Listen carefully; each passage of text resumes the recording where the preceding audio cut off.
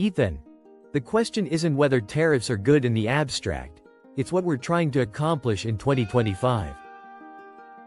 If the goal is to protect strategic capacity and blunt the social damage from import shocks, we should be willing to use trade tools carefully. The data on the China shock are unambiguous about concentrated harm. Communities didn't adjust, they hollowed out.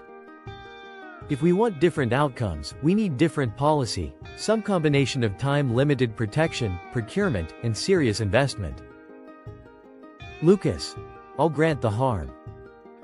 But tariffs are the wrong wrench for the job.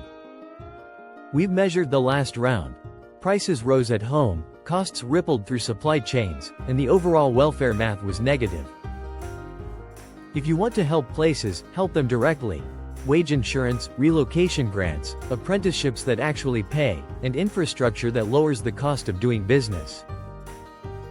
If you want resilience, stockpiles and diversified sourcing beat taxing every importer. Ethan, direct help is necessary, but it's not sufficient. Once a supply chain evaporates, you lose know-how that's hard to buy back.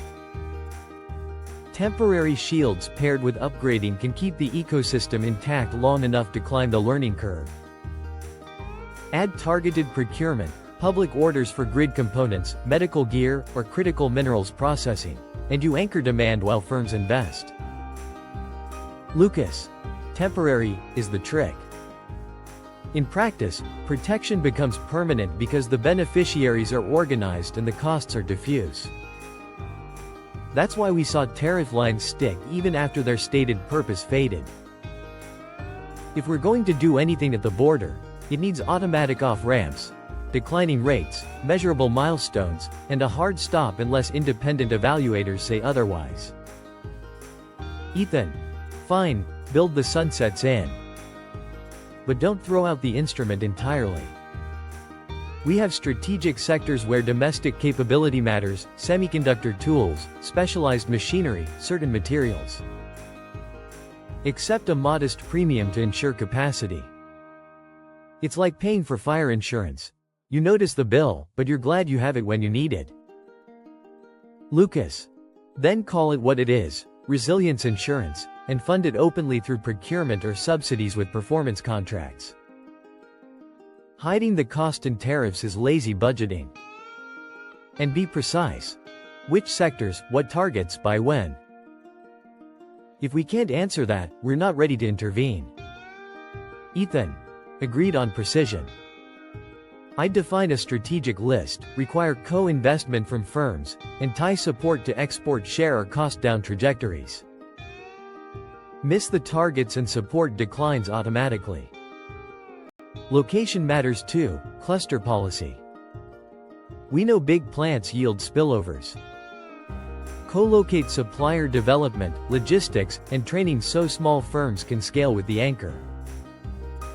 Lucas, you're close to my position: industrial policy with discipline instead of blanket protection. I'll add a guardrail. Don't confuse manufacturing with strategic. Some categories are fine globalized. Forcing reshoring there is pure deadweight loss. For the few that truly matter, tailor the tool to the risk.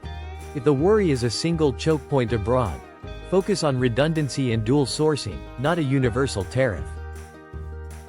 Ethan, there's still a distributional point. Even if trade raises aggregate welfare, the map of winners and losers was never neutral. A 2025 program that doesn't correct for that is politically doomed. Tariffs, narrow, temporary ones, can be part of the bargaining to keep factories and training on site while the longer-term investments take hold. Lucas, politics is not an excuse to choose inefficient instruments. If you need bargaining chips, use them sparingly. The default should be transparent, budgeted tools we can evaluate.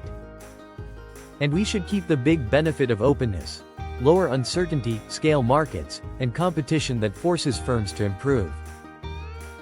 Some of the best productivity gains came from companies that faced pressure and adapted. Ethan, competition can sharpen firms, but a flood can drown them before they adapt. That's when safeguards are justified, shocks faster than the adjustment capacity. The difference between discipline and demolition is time. Give firms a window and a clear ladder. Invest, automate, move up the value chain. If they won't or can't, support ends, and we pivot capital where it will compound. Lucas. Then we're really arguing about sequencing and credibility. I'm fine with a narrow safeguard if we've pre-built adjustment and evaluation. That means wage insurance large enough to matter, portable healthcare, relocation help, and apprenticeship networks connected to actual employers. And it means quarterly dashboards, prices, investment, export share, unit costs, and job quality. Ethan. Dashboards and clawbacks, deal. I'd also hardwire labor into governance. Workforce quality is productivity, not a concession. Put training and safety inside the performance metrics so firms can't externalize costs while taking public support. Lucas. One more. Policy stability. Investors won't build if they think the border regime flips every election cycle.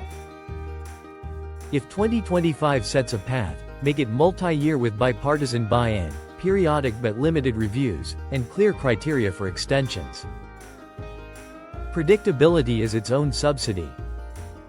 Ethan. That's crucial. Wild swings are corrosive. We need a framework that says, here are the strategic sectors, here's the support and the scoreboard, here's the sunset. At the same time, we keep the benefits of openness where the US is strong, services, high-end tech, agriculture, and we deepen alliances so, friend-shoring, scales rather than every country trying to make everything. Lucas. Alliances are where we should place more chips. Mutual recognition on standards, interoperable subsidies that don't cannibalize partners, and procurement rules that include trusted suppliers. That lowers single-point risk without taxing your own consumers. Ethan. So the center of gravity is limited, measurable protection where it buys real capability, heavy investment in R&D, workforce, and clusters, robust adjustment for workers, and international coordination to keep markets large and resilient. Lucas. Exactly. Keep tariffs as a last resort, narrowed tool with automatic off-ramps. Lead with direct, transparent investments and adjustment, because those deliver value whether or not a tariff ever collects a dollar. Ethan. Then the 2025 litmus test is simple. For any proposed tariff line, answer 3 questions. What capability does it protect? What milestone retires it? And what's the measured consumer cost? If those answers are clear and favorable, proceed. If not, use a better lever. Lucas. And keep the humility to pivot when the data say we're wrong. The economy is adaptive. Policy has to be, too. Ethan. On that, we're aligned. Build capacity, reduce fragility, and respect the evidence, even when it tells us to change course.